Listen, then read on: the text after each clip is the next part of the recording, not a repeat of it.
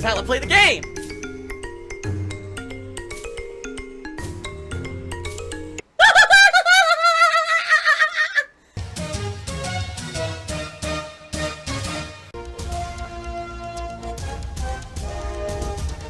Oh my god! What the fuck? Oh my god. We got a lot to talk about, folks, because we are not only in the midst of the hardcore gaming season, we are in the midst of the time when games are about to start exploding with the amount of stuff that I'm covering and ongoing playthroughs, new games coming out. There's so much going on right now that, honestly, I'm forgetting to release videos. Like, I'll give you an example. I forgot to release DSP Tries It this last week. I had an episode edited, ready to go, but I'm so busy covering all these new releases and everything that I completely even forgot to upload the damn video, alright? Now, the elephant in the room.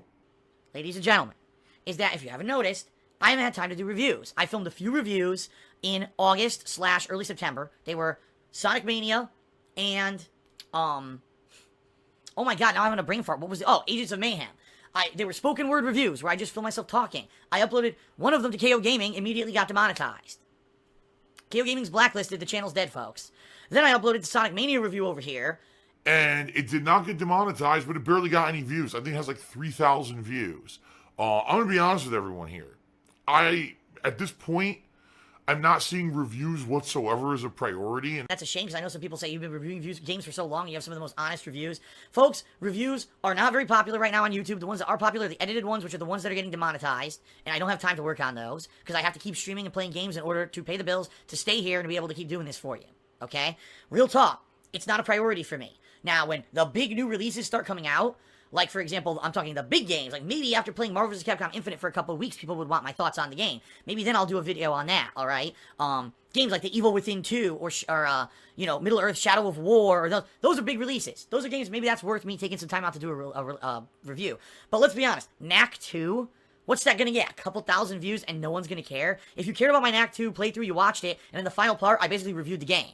So if that's what you want to see, go check it out. But I'm not going to go out of my way to do special filming of a game review no one really cares about. You know what I mean? And that's kind of my attitude at this point. I'm going to have to very pick and choose which games I think are big enough to take time away from streaming in order to actually film reviews. Because I know reviews will not be profitable for me moving forward. It's kind of a service to you guys. But the bottom line is, if you watch the playthrough, you kind of get the idea of how I feel about the game anyway. Honestly, I think what reviews have been for a lot of people is, oh, well, I just don't have time to watch Phil's video, so I'm just going to watch the review. I get that, I do, but you have to understand that YouTube has completely changed, and it's not my fault, it's not your fault, it's YouTube's fault that everything's getting demonetized and these videos are not profitable anymore. I have to prioritize my time, especially now during the busy hardcore gaming season. I know my time, right now I'm playing 3 new games, there's another new one coming out, you know what I mean? Like, I'm juggling 4 games at a time. I can't just say, well, no stream tonight, folks, so I can film 3 reviews that no one's going to watch.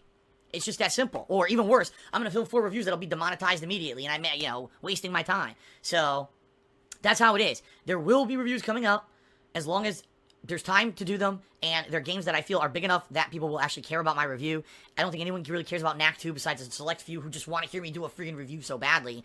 I mean, just think of all the other games I've been playing. Yakuza Kiwami I didn't finish. Life is Strange was just an episodic game. I wouldn't have reviewed that anyway. The Call of Duty World War II beta, I told everyone when I played it, I loved it, and you check out the videos if you want to see how much I like that. Same thing, Dragon Ball FighterZ, want to see my opinion? Watch some of the videos, and you'll get my opinion. Or watch the final video where I kind of summarize everything. That's how it's going to have to go down from now on. I've been saying this, folks, all year. I have to make a transition from being a YouTuber to a streamer. I have to. It's the only way I'm going to survive. I'm not going to stop uploading the videos to YouTube, but if we've seen anything from the pattern this year, YouTube is a sinking ship when it comes to people who actually want to do it for stuff for a living and enjoy what they're doing. Everyone has to censor themselves now on YouTube, which means the videos all suck. YouTube's garbage, and YouTube is failing from what they were supposed to be. They will fail if they just become corporate, and that's what where they're going. So I have to move in the direction of progress, which is going to be more gameplay, more live streams, and more sharing my opinions live rather than having to divvy out time to film it just for a YouTube video. Alright? So that's that. Don't expect reviews for every game that I play, just maybe the big ones. And, you know, and then we'll move forward and see how that goes. Fair enough? Because I know some people have been, Phil, when's the review? When's the review? I'm not going to bother. Dude, do you not see I'm doing double streams every day? There's no time for reviews. You know? Tomorrow, folks, the premiere of Marvel vs. Capcom Infinite. But I'm excited, y'all. I'll be checking it out. I'll be doing the tutorial mode. I'll be doing the story mode. I'll be checking out all the characters and their challenges and trials. I'll be going, online. I'll be playing this game all week. Marvel vs. Capcom Infinite. Well, many people may not know this. But the original Marvel vs. Capcom, the original game, I am one of the best players in the world at the game. At the final major tournament ever held for the game at a major, national, which is actually held at B5 in California, I got 5th place. And quite honestly, they're really, in the country, I'd probably say there's a few people like Eddie Lee, Arturo Sanchez, a few other New Yorkers, I would say. Maybe 1 or 2 people in Connecticut. And then a few people from California, who honestly are really, like, high top-level tournament players at the game. And I'm one of them. So that game I loved. And the Marvel vs. Capcom 2, I liked it a lot. I played the shit out of it. I was always a great player at it, but I was never, like, a top tournament contender. And then Marvel vs. Capcom 3, I fucking hated. You know, that game came out, what was it, 2010, 2011? And it was supposed to follow up, and it was really not good. Marvel vs. Capcom Infinite, I don't know what to expect. A lot of people are saying it's like Marvel vs. Capcom 1. Then I'm probably going to love it, because that's one of my favorite fighting games of all time. And one of the few that I'm actually one of the best in the world at playing, all right?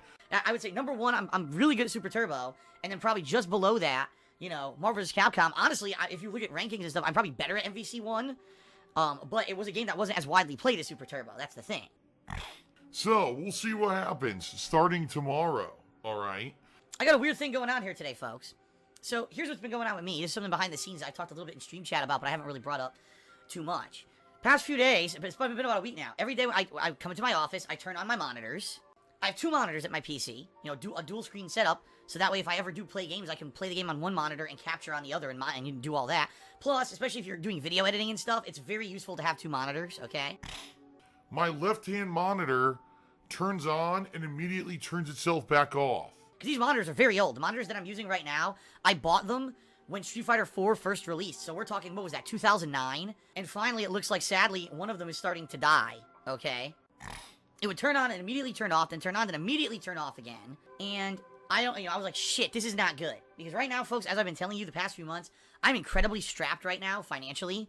I don't have money to spend really on anything. In fact, the little bit of money that I did amass for myself, I just bought a new PS4 controller off of Amazon because my old one was getting worn out, wasn't responding well, and I wanted to use the tethered USB mode. That's really the only money I've spent on anything recently was this PS4 controller. That's it. So I don't have money for a new monitor. I need new headphones. I don't have money for new headphones. All the money I'm getting is going straight towards paying my bills and buying the new games for this hardcore gaming season. My monitor having issues. What would happen is I would have to fuck with the monitor. I'm not even lying, for about 10 minutes. Keep turning it on and off and on and off. And then finally, eventually, it would turn on and stay on. And I was like, it's obvious there's something wrong with this. It's finally dying after 10 plus years, Well, actually, let me take that back. It's 2007, so 8 plus years of daily constant use. The monitor's finally dying. So I was thinking, what can I do? I could just go ahead and use one monitor, but that's going to severely limit me. In particular, if I'm ever going to do anything on PC, I'm pretty much dead in the water. I won't be able to monitor it. I won't be able to see if it's working.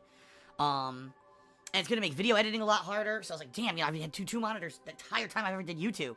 This is really going to suck if this is the case and this is what happens. The first thing I did, I think it was actually the first day I was here, is I went out and I bought a rudimentary El Cheapo TV stand and I don't even know how big the TV is. I think it's 20-something inches. So that TV that I bought for my bedroom got used for about 2 weeks and then just sat there unused constantly ever since I moved here. So here I am, I'm thinking, in my mind, I'm like, boy, I'm stupid. Like, I had this monitor. I could have been using this for the longest time. I could have been using this. So right now, it's way easier for me to see all this data that I've been monitoring every day when I live stream. It's way bigger on my screen here. And it's going to make things a lot easier, I think, for me moving forward. Here's the thing. I really hope 2 things. Number 1, because one monitor is dying, please don't let the other monitor now die too. Because I did buy them at exactly the same time. They're exactly the same model of monitor. And yes, I did use them pretty much exactly the same amount. Like I said, back in the day, they were used for Street Fighter 4 tournaments and then for all of my daily stuff on YouTube. So they've been used almost an equal amount. I really hope this other monitor now doesn't die out on me. That would suck. Because then that would mean now I gotta get another replacement monitor somehow. And, I would actually have to spend money, which I don't have. Now, the good news is, the price of this kind of stuff has dropped dramatically. I could probably go right now to Amazon.com or even Best Buy and buy a monitor for under $200. But that's $200 I don't really have. You know, that's $200 that should go towards bills or other stuff, not me accruing more debt. So hopefully the other monitor does not die out. All right. In particular, I think something that's more important than that would be a new set of headphones. Because like I said, most of my headphones are now dead. I'm now down to using the Astro A40s, which honestly are kind of really worn out as well. And the microphone on them sucks. So if anything, I'm going to try to buy a new pair of headphones next. That'll be the next thing on the agenda.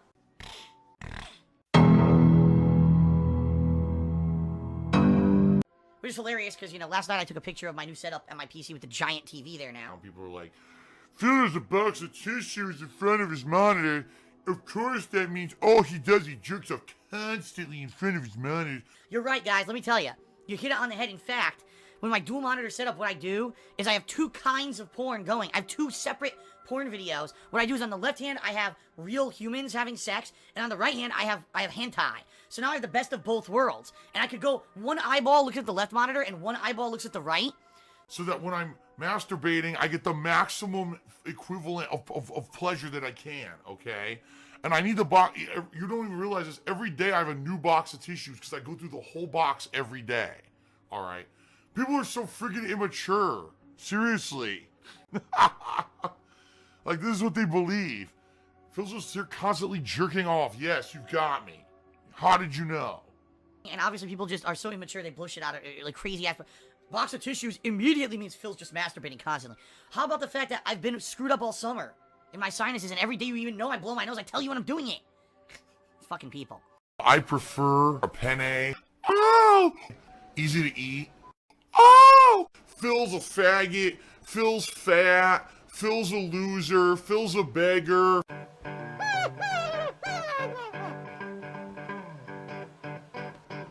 Alright, I'm not dead, but I swear to God I wish I fucking was.